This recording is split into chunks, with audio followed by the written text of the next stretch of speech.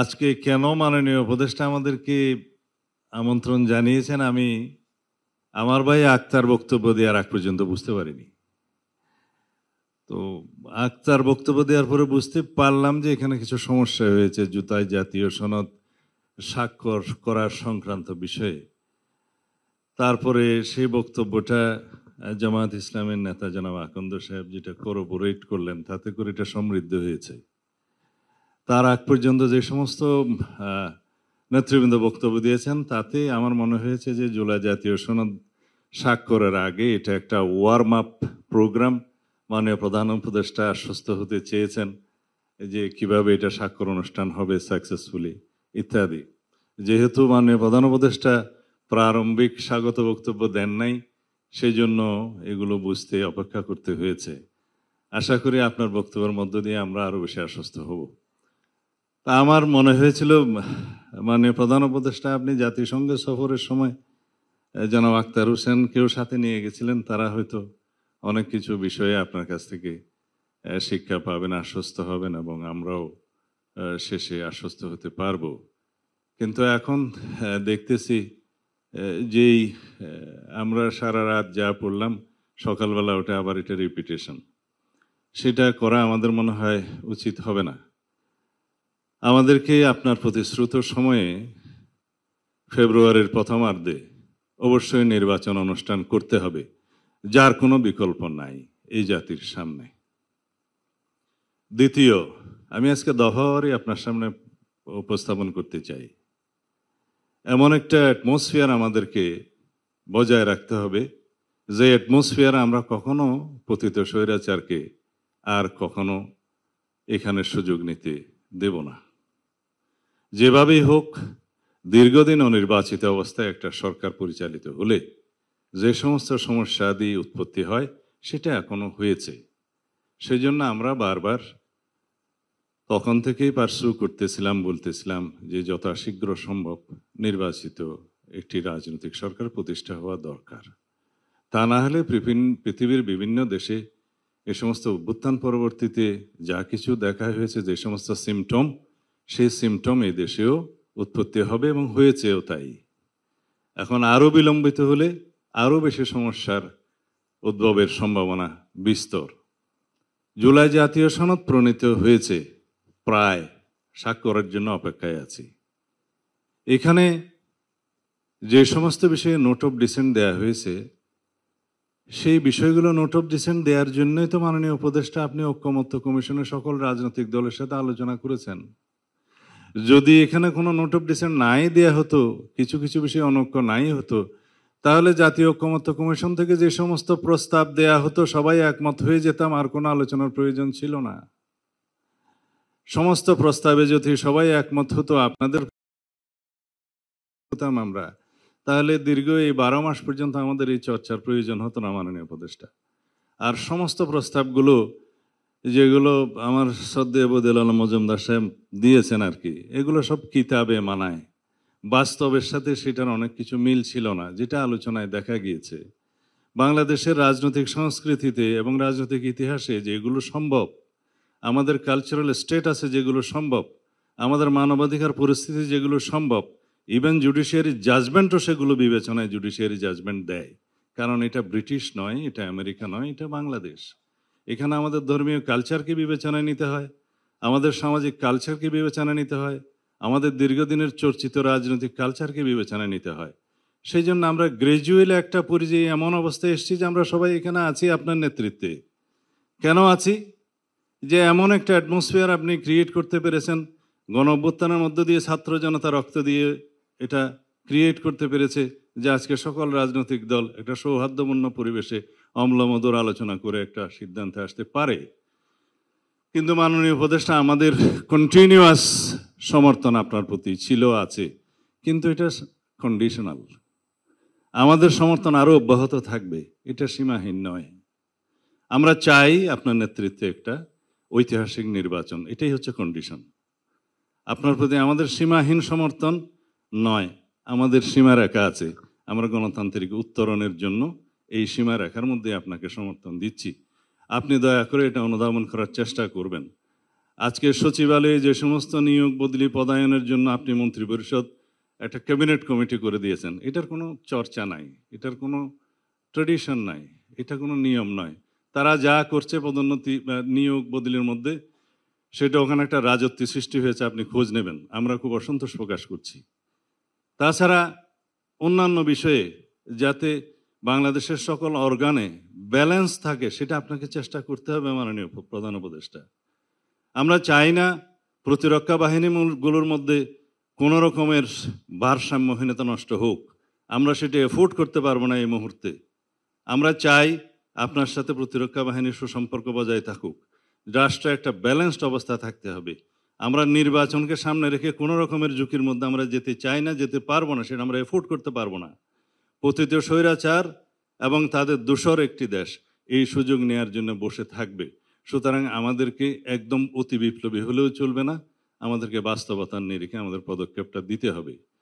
আমি যারা note of ডিসেন্টের বিষয়ে কথা বলছে তাদের উদ্দেশ্যে বলছি যে নোট অফ ডিসেন্ট যেগুলো দেওয়া হয়েছে, এগুলোর স্বাধীনতা তো আপনারাই দিয়েছেন আলাপ আলোচনার মধ্য দিয়ে, এবং এখানে আমরা একত্রিত হয়েছিলাম যে আমরা সবাই আলোচনা করব এভাবেই, যে আমরা মাননীয় প্রধান উপদেষ্টা প্রথম দিন থেকে যেটা বলেছে যে রাজনৈতিক দল সমূহ যে সমস্ত বিষয়ে ঐক্যমত্য পোষণ করতে পারবে সেগুলো সংকলিত হয়ে সে একটা জাতীয় সনদ হবে, এবং এই জাতীয় সনদটা পরবর্তী নির্বাচিত পার্লামেন্টে বাস্তবায়িত হবে।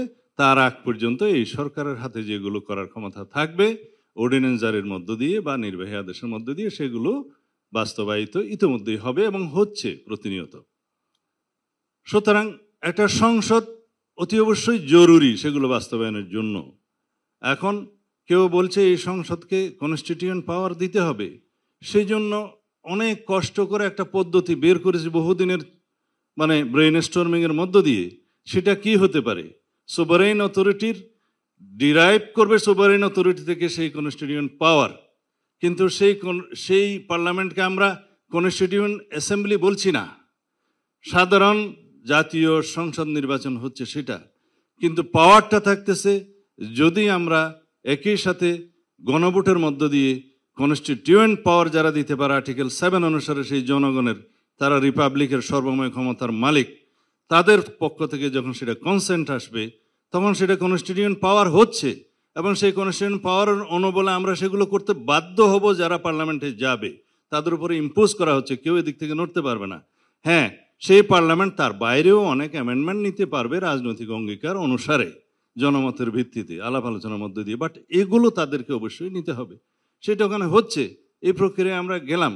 এখন একটা জাতীয় সংসদ নির্বাচনের 4 মাস বাকি, তার মধ্যে 2 মাস আগে তফসিল ঘোষণা করতে হবে, তার আগে থাকে 1.5-2 মাস। সেই সময়ের মধ্যে আরেকটা বিশাল আয়োজন জাতীয় সংসদের মধ্যে আয়োজন করা মাননীয় উপদেষ্টা বাংলাদেশের প্রেক্ষিতে সেটা কতটুকু বাস্তবায়ন এবং ফলাফলে কি? সারা সমগ্র দেশের জনগণ সংস্কারের জন্য বসে আছে, সংস্কারের পক্ষে, সমস্ত রাজনৈতিক দল সংস্কারের পক্ষে, জাতি পক্ষে। এখানে নেগেটিভ ভোট কয়টা পড়বে হাতে গোনা যাবে, সবাই পজিটিভই দেবে। বাকি রইল নোট অফ কনসেন্টের জন্য। মাননীয় প্রধান উপদেষ্টা বলাই আছে যে সমস্ত রাজনৈতিক দল নির্বাচনী ইশতেহারে নোট অফ ডিসেন্টগুলো উল্লেখ করে জনগণের ম্যান্ডেট প্রাপ্ত হবে, তারা সেইভাবে নোট অফ ডিসেন্টগুলো বাস্তবায়ন করতে পারবে। তখন আমাদের কিছু নোট অফ ডিসেন্ট আছে, অন্য একটা দলের কিছু নোট অফ ডিসেন্ট আছে, তারা যদি সংসদে ম্যান্ডেট প্রাপ্ত হয়ে যায়, সেরকম মেজরিটি পায়, তাহলে তারা সেটা বাস্তবায়ন করবে। আমরা খুব বেশি বিষয় ওখানে উল্লেখ করিনি, কয়েকটা বিষয় আছে বাস্তবতার ভিত্তিতে করেছি। আমরা 70 অনুচ্ছেদে যখন প্রথম 70 অনুচ্ছেদে আমরাই রাজি হই প্রথম নোট অফ ডিসেন্ট সহকারে, যে হ্যাঁ এমপিদের স্বাধীনতা 2 ক্ষেত্রে থাকবে না, অর্থ বিল এবং আস্থা ভোট। বাকি অনেকে বলছে এটার সাথে সংবিধান সংশোধনও থাকতে পারে, এগ্রিড। আমরা বলছি তার সাথে আরেকটা থাকুক, যে দেশে যুদ্ধ পরিস্থিতির মতো কোনো পরিস্থিতি হলে সেই সময় যেন এমপিরা স্বাধীনভাবে ভোটটা দিতে না পারে, দলের পক্ষে। এটা খুব মেজর কিছু নয়। প্রধান বিচারপতি নিয়োগের ক্ষেত্রেও একই। কেউ বলেছে আপিলের ডিভিশন থেকে নিয়োগ করতে হবে, সেটা একটা ডেভেলপমেন্ট, আগে সেই বাধ্যবাধকতা ছিল না, যে কাউকে বানানো যেত।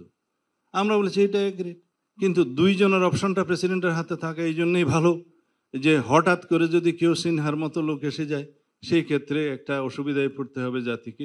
কারণ যে সমস্ত রিক্রুটমেন্ট হয়েছে জুডিশিয়ারিতে আপনারা সবাই জানেন যে আরো 15 বছর লাগবে এগুলো ক্লিন আপ হইতে। তো সুতরাং একটা অপশন থাকলো, এগুলোই নোট অফ ডিসেন্ট, ছোটখাটো। আমরা বলেছি আমরা দ্বিতীয় চেম্বার চাই, আপার হাউস চাই, 100 সদস্যের চাই, কিন্তু সেই নিয়োগ প্রক্রিয়া বা মনোনয়ন প্রক্রিয়া বা নির্বাচন প্রক্রিয়া নিয়ে একটু নোট অফ ডিসেন্ট আছে, 2 রকম প্রক্রিয়া আছে, এগুলোই সামান্য নোট অফ ডিসেন্ট। এখন যদি প্রতিটা প্রশ্ন গণভোটে আসে, সেই গণভোট একটা একটা অসংখ্য প্রশ্নাবলীর একটা সংকলিত বই হয়ে যাবে, আর ব্যালট থাকবে না। সেই জন্য আমরা বলছি যে জাতীয় সনদটা যেভাবে প্রণীত হয়েছে আমরা সবাই সেভাবে স্বাক্ষর করি, করার পরে সেটা পাবলিশ হবে, ওয়েবসাইটে যাবে, সরকার পাবলিশ করবে, ইলেকশন কমিশন পাবলিশ করবে, সমস্ত নির্বাচিত সমস্ত রাজনৈতিক দলগুলো তাদের ইশতেহারে দিবে, জনগণ অবহিত হবে। ইন টোটাল একটা গণভোট হবে যে এই জুলাই জাতীয় সনদের পক্ষে আপনারা আছেন কি না, হ্যাঁ অথবা না বলেন, ছোট্ট একটা ব্যালট, এই একটা মাত্র কোয়েশ্চেন। এখন যদি এই জুলাই মানে গণভোটটা যদি আগে হবে না পরে হবে, এটা তো ঘটনা একই। এটা তাল ধপ করিয়া পড়িল না পড়িয়া ধপ করিল, কথাতে কি, এটা হ্যাঁ বলবে অথবা না বলবে। এখন যদি একই দিনে একটা ছোট্ট ব্যালটে গণভোট হয়, সেটা আমাদের জন্য সবচেয়ে সুবিধাজনক এবং আলাদা ব্যয়বহুল হবে না, আলাদা ম্যান পাওয়ার অ্যারেঞ্জমেন্ট করতে হবে না, আলাদা নির্বাচনী বাক্স হবে না, আলাদা বুথ সেন্টার হবে না, এবং সমস্ত জনবল হবে না, অনেক কিছুই হবে না আরেকটা নির্বাচনের মতো। আমরা মনে করি যারা আগে গণভোট অনুষ্ঠানের জন্য পার্শ্ব করছে সেটা অবশ্যই তাদের অধিকার আছে, কিন্তু এটা কতটা যৌক্তিক আপনারা সবাই একটু চিন্তা করে দেখবেন। এবং আমরা মনে করি সেটা নির্বাচন বিলম্বিত করার একটা প্রয়াসও হয়তো বা হতে পারে, আমাদের কাছে তাই মনে হয়। তো সুতরাং আমরা একটা সমাধানে যাই, মাননীয় প্রধান উপদেষ্টা। আমরা আরো অনেক কিছু বিষয় এখানে বলতে পারতাম, কিন্তু আমি লিমিটেড থাকতে চাই। আজকে জুলাই জাতীয় সনদ স্বাক্ষরের অনুষ্ঠানকে কেন্দ্র করে আর অনেক বিষয়ে বলতে চাইলেও আজকে বলবো না, কিন্তু সার্বিক বিবেচনায় আমরা মনে করি আমরা আজকে ঐক্যবদ্ধ হয়েছি, সবাইকে নিয়ে আমরা একসাথে বসছি, আমাদের মধ্যে অনেক তর্ক বিতর্ক হয়েছে, অম্লমধুর অনেক তর্ক হয়েছে, শেষ পর্যন্ত আমরা একটা কনক্লুশনে আসতে পেরেছি এবং আমরা সেটা প্রণয়ন করেছি। আজকে সে যদি আবার সকালবেলা যেভাবে শুনলাম যে অঙ্গীকারনামার ওই দফাটা থাকলে অমুক অমুক পার্টি স্বাক্ষর করবে না, তাহলে কি করতে হবে? এটা দফাওয়ারি জায়গায় সব লিখতে হবে যে কি কি আছে নোট অফ ডিসেন্ট। ঠিক আছে, লিখুন। দফাওয়ারি জায়গার বিপরীতে যদি আপনি লিখতে চান, আপনার পৃষ্ঠা 40টা না হয়ে হয়তো 50টাতে উপনীত হবে, কারণ প্রত্যেকটার পিছে পিছে এক একটা প্যারাগ্রাফ আপনাকে একই কথাগুলো লিখতে হবে। কিন্তু অঙ্গীকারনামায় থাকলে সেটা লিখতে হতো না। সেকেন্ডলি আসলো গণভোট আগে না পরে, সেটা তো এখানে জুলাই জাতীয় সনদের অন্তর্ভুক্ত কোনো বিষয় নয়। জুলাই জাতীয় সনদ হচ্ছে একটা সনদ, সেটা স্বাক্ষরিত হবে।